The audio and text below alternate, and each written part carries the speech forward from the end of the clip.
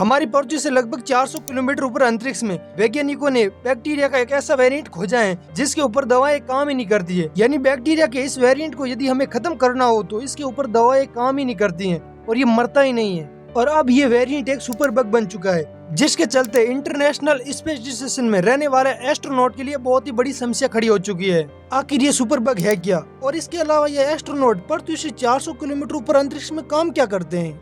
जानेंगे इन सभी सवालों के जवाब आज के इस वीडियो में। तो चलिए बिना किसी देरी के हम अपने वीडियो को शुरू करते हैं। पहले ये समझते हैं कि ये सुपर बग होता क्या है। तो देखिए, कोई ऐसा बैक्टीरिया जिसका वेरिएंट समय के साथ इतना पावरफुल बन जाता हो जो कि दवाओं के खिलाफ प्रतिरोध विकसित कर लेता है, उसे ही सुपर बग कहते हैं। इसे जरा सिंपल भाषा में समझते हैं। जैसे मान लीजिए कोई बैक्टीरिया है, वो किसी दवा से ठीक हो रहा हो, लेकिन अचानक उसने अपने अंदर कोई ऐसा वेरिएंट विकसित कर लिया हो, ऐसी कोई पावर विकसित कर ली हो कि वो उस दवा से ठीक होना बंद हो गया। यानी उस बैक्टीरिया ने अपने अंदर कुछ ऐसे गुण विकसित कर लिए हैं जो उस दवा से ठीक नहीं हो रहे हो और किसी दूसरी दवा से भी ठीक नहीं होता हो, उसे ही सुपर बग कहते हैं। और ऐसा ही सुपर बग हमारी पृथ्वी से 400 किलोमीटर ऊपर अंतर्राष्ट्रीय स्पेस स्टेशन में फैल गया है।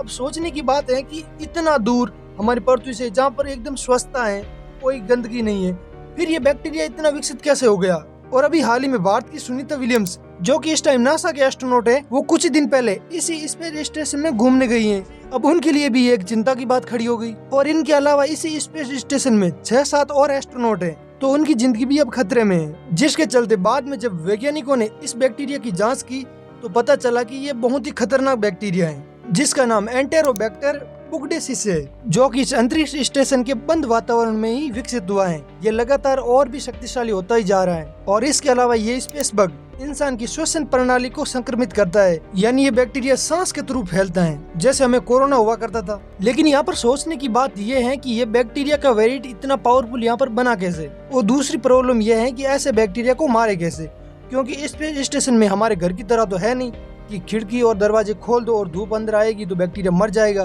क्योंकि अंतरिक्ष में ऊपर हवा भी नहीं है। ऐसे में वैज्ञानिक इस बात को लेकर परेशान है कि आखिर इस बैक्टीरिया को मारे कैसे। और इसके अलावा जो एस्ट्रोनॉट स्पेस स्टेशन में रहते हैं, उनका इम्यूनिटी सिस्टम भी थोड़ा अलग तरीके से काम करता है। और एस्ट्रोनॉट के लिए मेडिकल सुविधाएं भी सीमित है, क्योंकि यदि इस बैक्टीरिया से एस्ट्रोनॉट को कोई बीमारी हो जाए तो ऐसा तो है नहीं कि एक अस्पताल में ठीक ना हो तो किसी दूसरे में चले जाए, क्योंकि वो हमारी पृथ्वी से 400 किलोमीटर ऊपर एक इंटरनेशनल स्पेस स्टेशन है, वहाँ पर ये एस्ट्रोनॉट रहते हैं। तो उनके लिए सिर्फ सीमित मात्रा में ही मेडिकल सुविधाएं उपलब्ध है। लेकिन हमारे भारत देश की IIT मद्रास इस बैक्टीरिया को मारने के लिए रिसर्च कर रही है। यदि वो इनमें सफल हो जाते हैं तो हमारे लिए बहुत ही गर्व की बात है।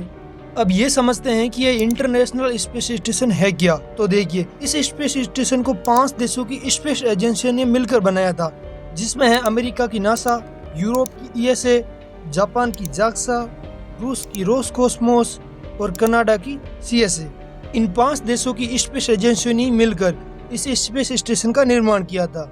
और इन देशों ने इस स्पेस स्टेशन को 1998 में अंतरिक्ष में बनाना शुरू किया था, जो कि 2011 में बनकर तैयार हुआ था। देखा जाए तो असल में ये एक छोटा सा घर ही है, जिसमें 6 स्लीपिंग क्वार्टर है, 2 बाथरूम है, एक जिम है और एक 360 डिग्री व्यू वाला एक विंडो है, जिसके अंदर 6-7 एस्ट्रोनॉट रहते हैं और नए नए एक्सपेरिमेंट करते रहते हैं। और ये स्पेस स्टेशन हमारी पृथ्वी का 28,000 किलोमीटर प्रति घंटे की रफ्तार से चक्कर निकालता है।